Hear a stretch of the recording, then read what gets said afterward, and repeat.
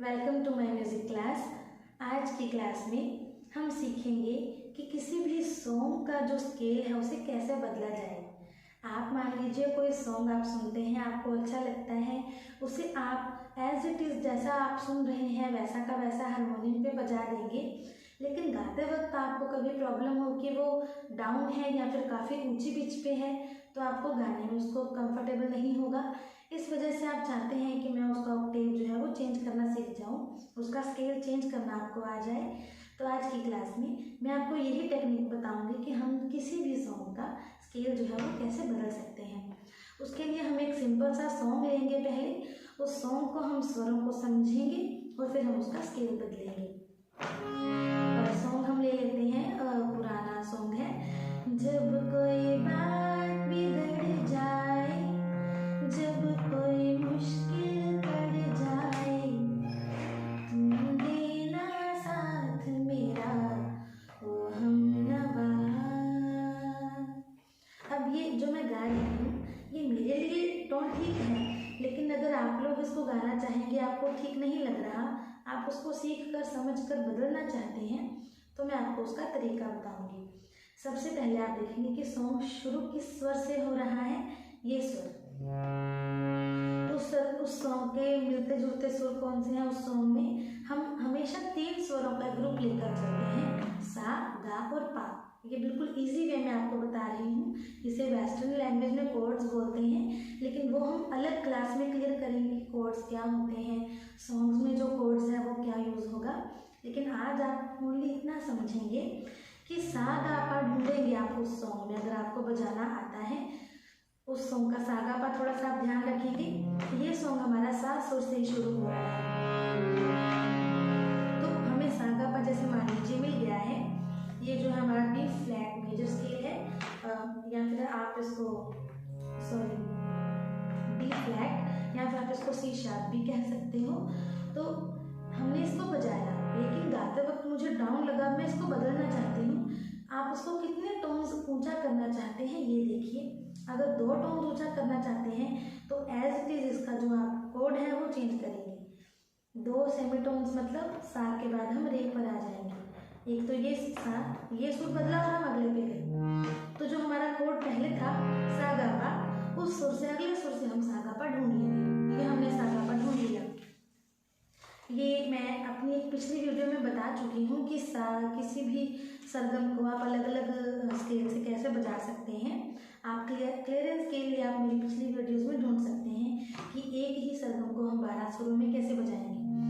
आपने जैसे सा, अगर आपको सा गा पा ढूंढने में मुश्किल हो रही है तो आप ओनली सा पा भी ले लीजिए। सा पा हमने सुर चेंज किया, हमने 2 सुर ऊंचा किया तो सा पा ढूंढ लिया। अब हम जो सुर लेकर चल रहे थे उसी धुन को ऊंचे सुर पे निकालने की कोशिश करेंगे।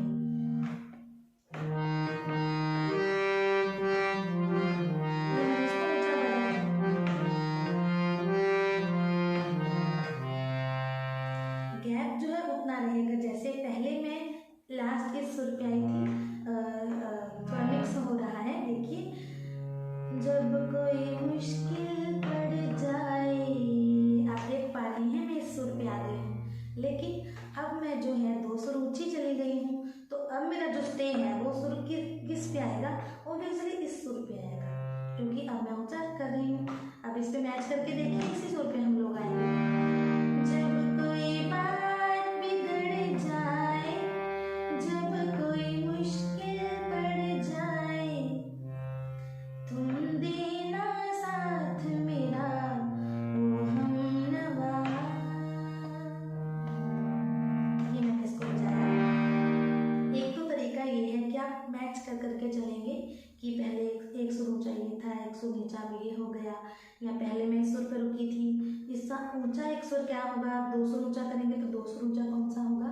एक तरीका ये है, और एक तरीका ये है कि आपके पास सॉन्ग की लिखी हुई नोटेशन हो, मतलब उसके सुर लिखे हुए हों कि सा गा पा कहाँ पे रे है, कहाँ पे गा है, तो आप उसको किसी भी सुर से, किसी भी सुर को सा मानकर उसका गा और रे ढूंढ सकते हैं। जैसे मान लीजिए मैं इस सुर को सा मानती हूँ, इसका मुझे ये मेजर स्केल मिला, तो मान लीजिए ये सा है।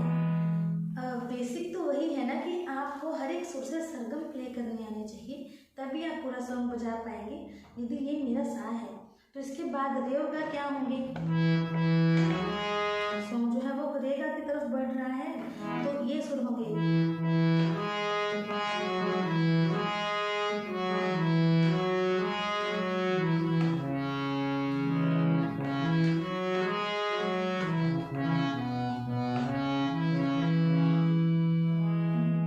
धा कौन सा है नीचे, धा पा कौन से सुर है, अगर आपको ये नॉलेज होगी तो आप इजीली निकाल पाएंगे। लेकिन अगर आपको सुर भी नहीं पता है कि क्या लग रहे हैं, या फिर आपको ये भी नहीं पता कि सुर ऊंचा नीचा कैसे होगा, तो थोड़ा सा मुश्किल हो जाएगा।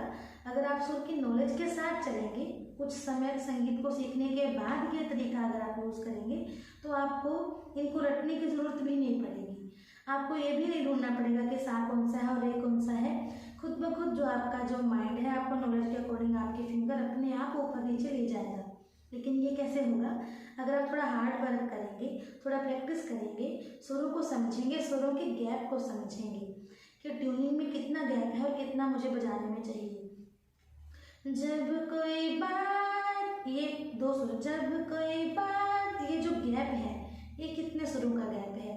अगर मैं इसको नीचे करूँ, जब कोई बात, गैप तो उतना ही है, बस उसका जो है वो आवाज़ ऊंची की बजाय नीचे आ गई। जब कोई बात बिगड़ जाए, ठीक है, कुछ चीज़ है वैसे की वैसे ही उठा के हम नीचे ले आए, वैसे की वैसे इसको ऊंची ले गए। जब कोई बात बिगड़ जाए, मतलब डिफरेंस स्वरों का वही है, दूरी स्वरों की वही है, बस हमने जो है पूरा का पूरा उठा के उसको थोड़ा ऊंचा या नीचा कर दिया।